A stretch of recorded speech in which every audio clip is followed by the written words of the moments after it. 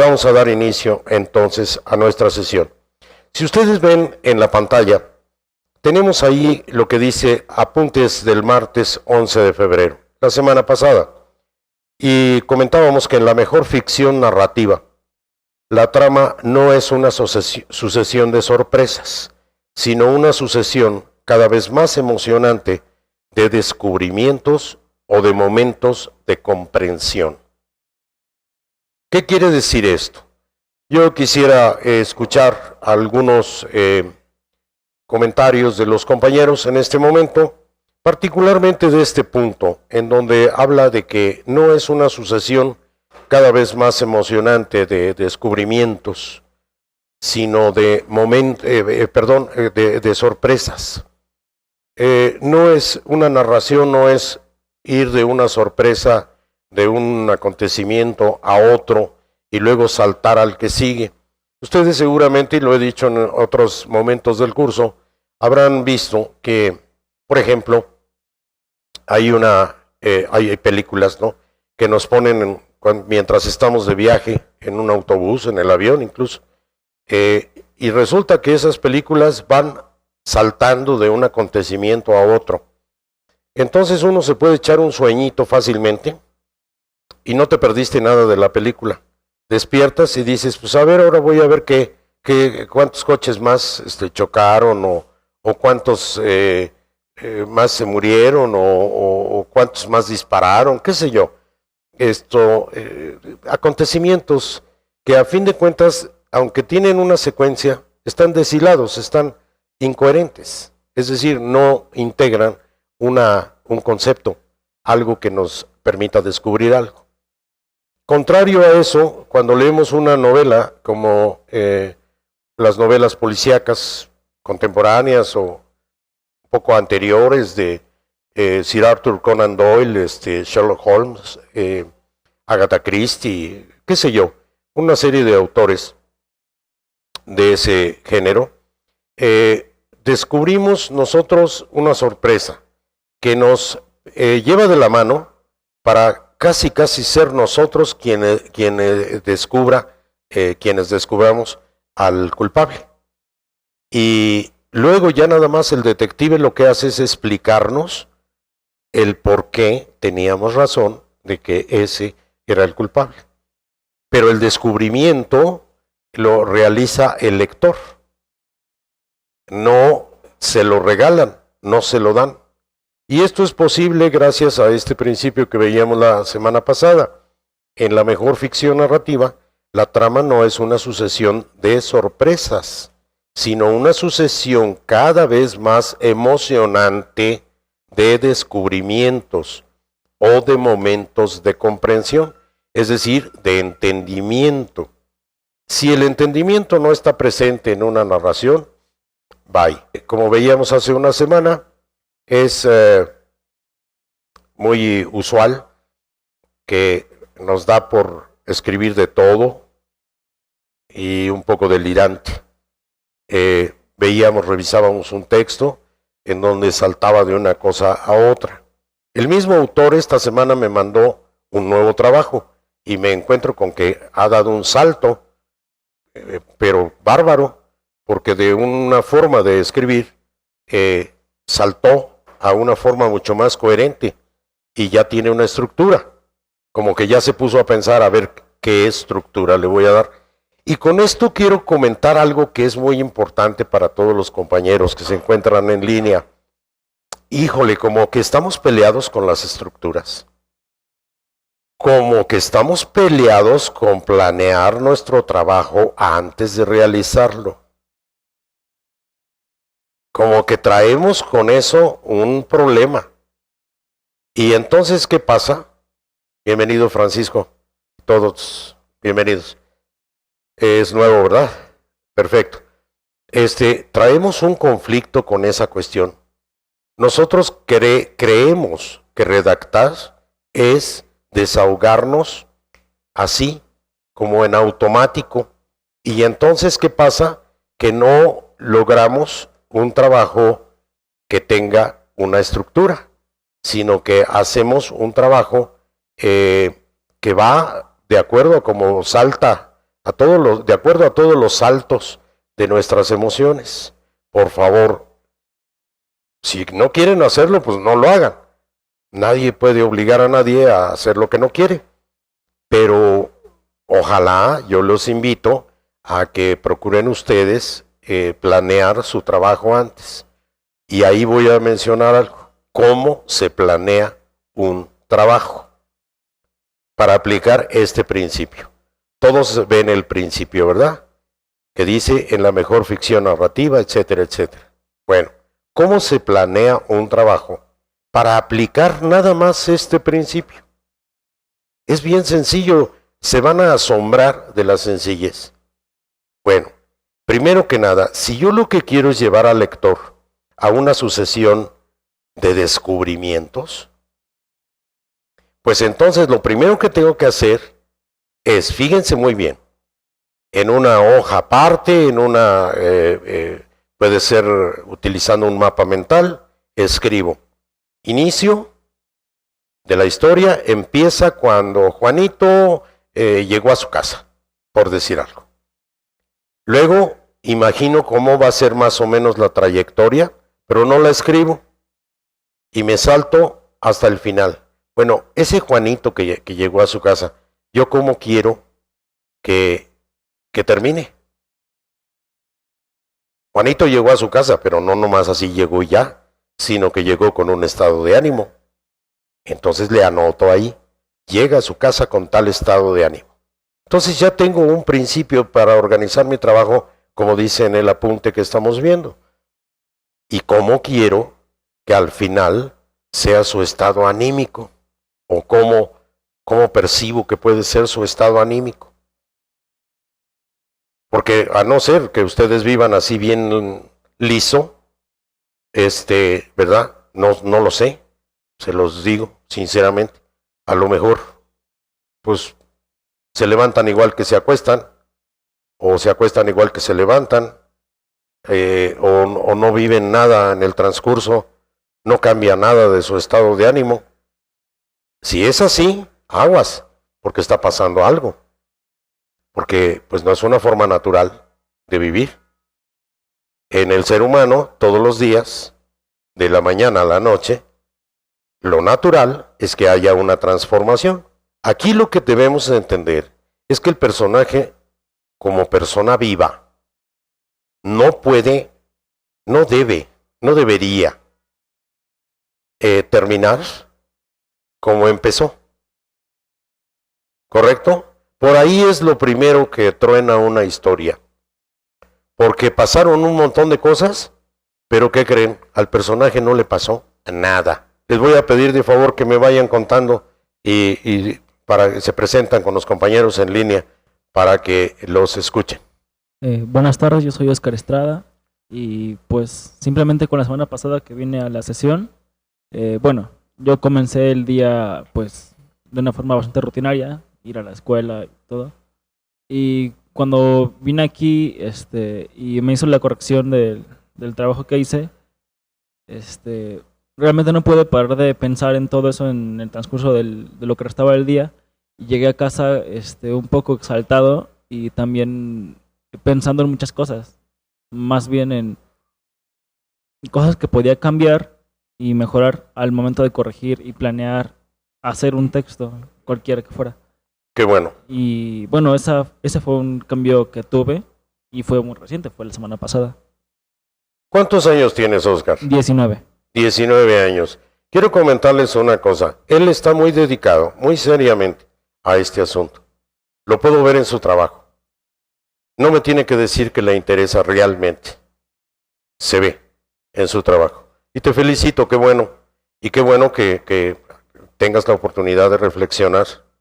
Todos fíjense que deberíamos hacer eso. Cuando llegamos a casa, cuando vamos a dormir, hacer una reflexión de lo que vivimos en el día. Y ver qué pasó con nosotros. Esto no es un mal consejo, ni me estoy aquí yo subiéndome al púlpito, ni nada por el estilo. Pero se los aconsejo, sí, como amigo, porque les puede servir muchísimo para ir comprendiendo día con día su propia vida ¿Ok? A ver, y el compañero, ahora que nos cuente. Buenas tardes, mi nombre es Raúl Salazar. La semana pasada no pude venir por una cuestión No te personal, preocupes, Raúl. pero bueno, eso es aparte, ¿no? Algo, ahora sí, así a la mente se me viene, alguna vez y conocí a una mujer, una chica, y cuando, digamos que en el transcurso de 6 meses que duró mi relación con ella, pude notar que en un principio yo estaba como muy ilusionado, lo que comúnmente se conoce como estar enamorado, ¿no? Estar muy confiado, estar muy despreocupado, y a lo largo de la relación me fui como volviendo un poco más desconfiado de las personas. O sea, Qué interesante. quiere decir que esa mujer me volvió de alguna forma más, no desconfiado, pero más precavido. ¿Ella te volvió O bueno, o tú te volviste? pues yo me volví, ¿Se dan ¿no? cuenta? Qué interesante. ¿Por qué la pregunta? Y estoy hablando de literatura, pero a través de la literatura conocemos la vida. Si ustedes analizan, una cosa es un personaje objeto al que lo vuelven de tal o cual manera, y otro es un personaje sujeto. Esa es una primera decisión que necesitamos tomar cuando vamos a escribir, pero de las primeritas. Bueno, en todo esto que voy a narrar, ya más o menos lo tengo claro en mi cabeza. Tengo la idea, aunque sea aproximada. En todo esto que voy a narrar, ¿qué tan sujeto va a ser mi personaje y qué tan objeto? Porque miren, un personaje sujeto decide, asume, reflexiona, comprende, desea, quiere, actúa, participa, etc. Y en cambio, un personaje objeto es al que todo le pasa. Le hacen, le dicen, los demás tienen la culpa, es que yo no fui, pero así me obligaron, es que yo no quería, pero me llevaron de la mano, etcétera, etcétera, etcétera. A lo mejor estoy exagerando, ¿no? Como siempre. Hola Tania, bienvenida. A lo mejor estoy exagerando, pero la verdad es que a veces creamos personajes objeto que son la víctima eterna. Y si no la víctima, el objeto de todas las circunstancias. Y fíjense que los grandes escritores como Fyodor Dostoyevsky escriben personajes como es Raskolnikov en Crimen y Castigo, que no es para nada un objeto al que lo llevan las circunstancias. Tan es así que puede llegar al encuentro de su propia redención, cosa que no hubiera ocurrido si nada más fuera la víctima. Al personaje víctima, al personaje objeto, no le es posible una redención, porque lo que se va a redimir son las circunstancias, pero no él. ¿Correcto? Entonces, muy interesante y te agradezco, Raúl, que hayas hablado. Ahí tiene toda una historia, ¿eh? Además, una historia muy común y que no por común no se pueda escribir y no se pueda hacer de ello, a lo mejor, un trabajo muy digno, casi artístico o casi una obra de arte, cuando narramos lo que pasa con una persona, hombre, varón, que conoce a una mujer, se enamora de ella y llega con muchas ilusiones y luego supuestamente se decepciona y cambia y se vuelve hasta temeroso, medio paranoide, medio celoso, qué sé yo. Le pasan muchas cosas. Bueno, sí, pero ¿y en medio qué pasó? ¿Cuáles fueron las transformaciones? ¿Cuáles fueron las decisiones equivocadas que ese personaje tomó? Todo eso debe estar en la mente del escritor. Ahorita olvídense de que ponerle mucha poesía y mucha analogía y metáforas y cosas por el estilo. Espérense tantito. Eso se le pone después. Por eso estoy en este tema. Porque ¿qué hago primero? Me han preguntado. Pero es que ¿por dónde empiezo? Pues empieza porque tengas en tu mente la historia completa, aproximada. Luego, el paso siguiente, lo que acabo de decir. Escribes el arranque y luego escribes el final ¿cómo va a quedar? Él empezó así, ilusionado, y va a terminar decepcionado. Ah, bueno, ahí ya tengo dos polos en medio de los cuales puede haber una curva transformadora. Pero viene este punto, y esa transformación la va a sufrir como objeto o como sujeto. Miren, cuando uno escribe, uno aprende a pensar de cierta forma. Entonces, inmediatamente pesco la idea y entonces empiezo a jugar ya con el conocimiento de los principios psicológicos que rigen no nada más a los personajes, sino a los seres humanos todos. Entonces ese personaje me gusta así como para que diga, hemos terminado. Pregunta la chica, ¿por qué? Por lo que ibas a decir. Obviamente, ¿qué cara pone ella? Tengo que escribir la reacción. ¿Qué cara pone ella? ¿Qué cara pondrá? Pues una de dos, o se muere de risa como Tania en este momento, ¿verdad? o, ¿verdad? A una mujer, una de dos, o se muere de risa como ella, o dice, oye, ¿qué te pasa, no? ¿Estás loco o qué? En fin, esas cosas son en las que tiene que estar el escritor. Un tema que en este caso consiste precisamente en eso. La transformación de un personaje de objeto a sujeto es el tema. Y no solamente es el tema, es la misma transformación del personaje. ¿Se dan cuenta? Entonces, cuando uno va a escribir, uno primero que nada tiene que tener claro, bueno, ¿cuál va a ser el tema?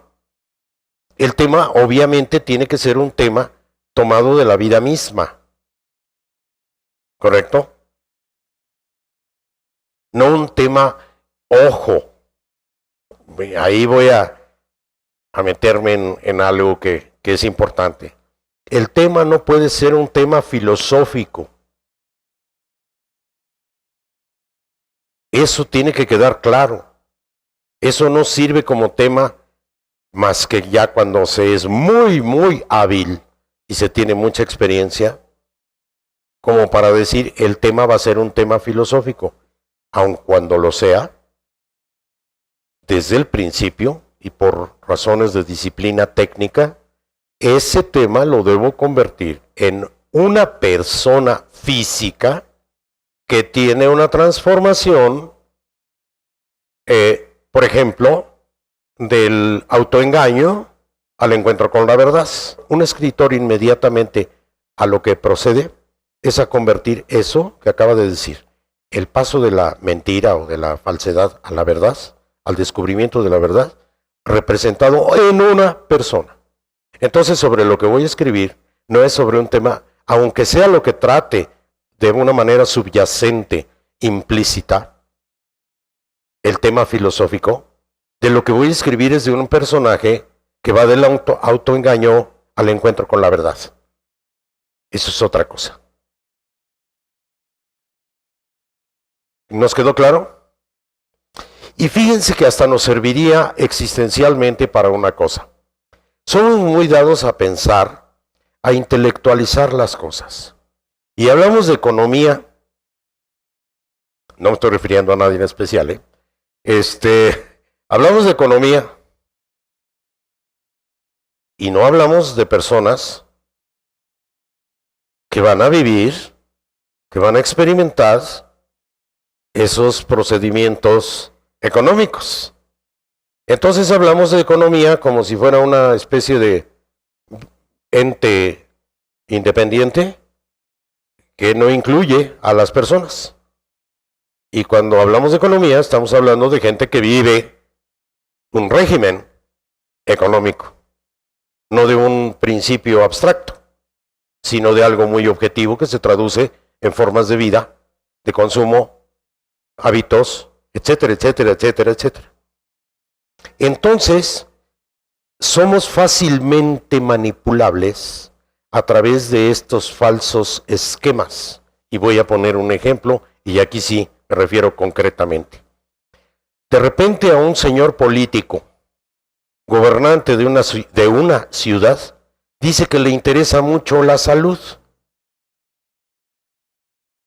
y que está preocupadísimo por el asunto de la salud pública. Y entonces propone el consumo, o no sé si en forma de pomada o de pastillas o de gotas o cómo, propone el consumo de algo por el bien de la salud. Espérame tantito. Por principio de cuentas, ese señor debía ocuparse de que hubiera abasto suficiente de medicamentos en sus centros de salud para diabéticos, personas con hipertensión arterial, etcétera, etcétera, etcétera. Esa es su responsabilidad. Y en segundo término, el señor no debía manipular de esa manera. A menos que ya nos digan o nos avisen que ya va a haber ungüentos de PRD Labs. ¿No? ¿Sí me explico? Con los colorcitos amarillos. Laboratorios PRD. Porque estamos muy preocupados por la salud. Por favor. Y aquí no estoy discutiendo el tema en sí, sino la manera de manipularlo. Pero desgraciadamente nosotros la propiciamos porque en nuestra propia vida todo lo hablamos de una abstracción que dice uno que bárbaro. Pero debe ser, ¿qué digo? Doctor en filosofía. Yo creo que no. Decano. Este es un santón de la filosofía, por cómo habla. Puras abstracciones. Aquí el asunto es, concretamente, que evitemos la abstracción y a todo le pongamos nombre y apellido. A aquello de lo que queremos hablar, bien sencillo, nombre y apellido. Acuérdense, por favor, recuerdan lo que comentábamos hace un momento, piénsenlo como la ley de Murphy o la ley de entropía, etcétera, etcétera. En la vida, una vez que algo se pone en marcha, solo la vida lo detiene. Una vez que algo se pone en marcha, solo la vida lo detiene. ¿Esto qué quiere decir? Me han comentado, por ejemplo, a algún amigo, amiga, fíjate que me estoy sintiendo celos, hablando del machismo que mencionabas, Francisco. Estoy sintiendo celos. Y le digo, caray, cómo lo lamento, y me han preguntado por qué. Porque mañana vas a sentir más.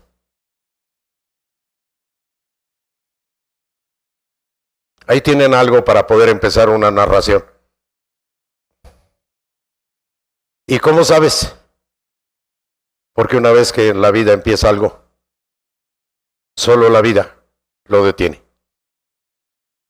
A menos que esté enfrente a alguien con un temple y un carácter y un tamaño de espíritu, como para decir, no, me detengo. Pero entonces ya me dio, es un personaje. Entonces, cuando pongan en marcha en una narración algo, no lo fuercen, no lo manoseen mucho, porque en la vida lo que empieza, solo la vida lo detiene. Y pongo el ejemplo del alcoholismo. Bueno, pongo el ejemplo de las adicciones, que tanto le preocupan a algunos. Bueno, a todos debía preocuparnos, pero no de la misma manera, ¿verdad? No para manipulaciones políticas. Una adicción, una vez que empieza, pararla es muy difícil. Muy bien. Tenemos que realizar un ejercicio. Podríamos sentar la cámara, la pantalla, y veamos aquí con lo que empieza esta narración. Te pido de favor que empieces a narrar a partir de esta frase de arranque. Los compañeros en línea, por favor, tomen nota. Es una frase en donde un personaje habla. Se supone que fue lo último que dijo. No sé, de ahí, qué respuesta tengan ustedes. O el narrador, obviamente está presente porque es el que nos avisa que lo último que dijo fuimos una familia que no tuvo valor para afrontar la verdad y dejar de fingir, pero tampoco lo tuvimos para construir ninguna familia. Esa es la frase de arranque. A partir de ahí, cuéntenme algo, una historia. Ahí está el narrador. El narrador puede ser personaje, desde luego. Aquí este arranque estuvo potente. Esta respuesta estuvo potente. Es lo que pensó. Pero aquí esta es una reflexión. Aquí se siente que baja la intensidad. Y ahora lo que necesita es ya empezar a contar. Porque si no, si quiere subir esto de esa curva, ¿no? ¿Sí me estoy explicando? ¿Sí me explico? Hay una curva ahí, descendente. Si de esa curva descendente ahora quiere subir, entonces va a costar mucho trabajo. Mejor salte de ahí y métete a la narración. ¿Sale? ¿Saben qué está bien? Que el compañero Francisco tiene una prosa limpia. Tiene una cosa que por lo pronto es muy loable y es muy positiva. Es una prosa directa. Es llana. ¿Sí? Solo que al mismo tiempo sentí temor de que alguien me dijera lo mismo. Yo mismo no creo haber sido capaz de tomar el coraje de hacer algo por quienes esperaron en vano mi respuesta a una situación de apoyo. Ahí ya está tendiendo hilos para luego desarrollar la historia, ¿se dan cuenta? Porque hay otros que esperaban ayuda de él, que es el narrador, y está de por medio el protagónico, ese que fue capaz de decir, fuimos una familia que no tuvo valor para afrontar la verdad y dejar de fingir, pero tampoco lo tuvimos para construir ninguna familia. Bueno, primero que nada, hemos leído Otelo, hemos visto, aunque sea una película de Otelo, no. ¿Otelo en nuestra vida no existe? Bueno, pues entonces como que el ejemplo ya le dieron en la torre porque el personaje, de todas maneras lo voy a decir para quienes sí lo hayan leído, el personaje antagónico tan importante y quizá en un momento dado más importante que el mismo Otelo, se llama Yago. Y es en quien está toda la insidia, toda la intriga de los celos. Es muy interesante el tema de los celos, hablando del machismo, por una razón, porque en el asunto de los celos, no nada más está el celoso, sino uno por ahí que tiene una enorme diversión de ver cómo se ocasiona la intriga. Y entonces casi el celoso acaba en manos, como es el caso de Otelo, de un Yago, es decir, de un antagónico que lo manipula para moverle la intriga por todos lados. ¿Ok? Bueno. Sí, el celoso sufre más por lo que imagina. Acuérdense que hay una cosa que se llama celotipia. Y está un poquito conectada con la paranoia. Claro, no a tales niveles. Pero sí es una personalidad de tendencia paranoide. Pero a ver, dejemos la psiquiatría por la paz. Cuando uno escribe algo y alguien pregunta, ¿comentarios? Y no hay ninguno, ¿sabes qué? Toma tus hojas, eso es de trabajo y va ahí. ¿Por qué? Por una razón. Porque no despertó nada. Así tal cual.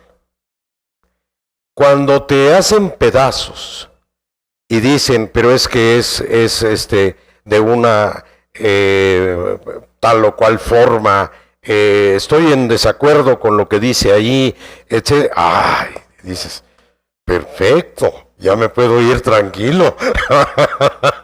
¿Sí me explico? Así dices, ya me puedo ir tranquilo, porque quiere decir que tocó el texto. logró tocar.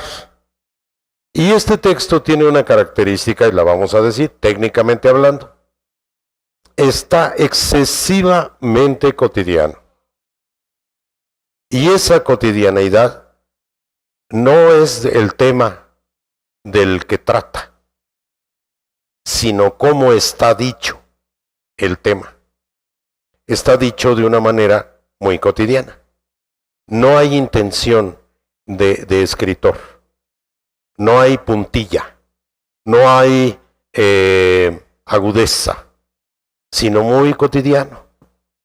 Ese es el problema de la literatura costumbrista, que como documento histórico sirve y que ahí se queda y está bien para luego entender cuáles eran las costumbres de ese pueblo, pero nada más. Pero como obra literaria no pasa. No tiene una trascendencia propia. El escritor tiene que escribir con intención de escritor, no en su zona de confort. Si quieren ustedes escribir bien, yo me atrevería a decir que incluso si quieren hacer bien cualquier cosa en la vida, sálganse de su zona de confort. Porque no he conocido a nadie que ahí alcance un proceso evolutivo muy notable.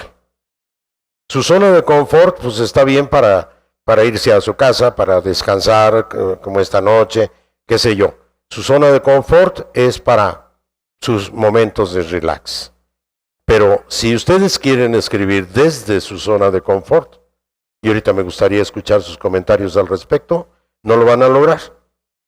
Tienen que salirse de la zona de confort, del ambiente más campechanón, desde el que puedan escribir. Porque si quieren escribir desde ese ambiente, pues no van a pasar de ser costumbristas y publicados a lo mejor hasta en una de esas y le hacen, pues no competencia, pero por lo menos los llaman seguidores de José Agustín, ¿no?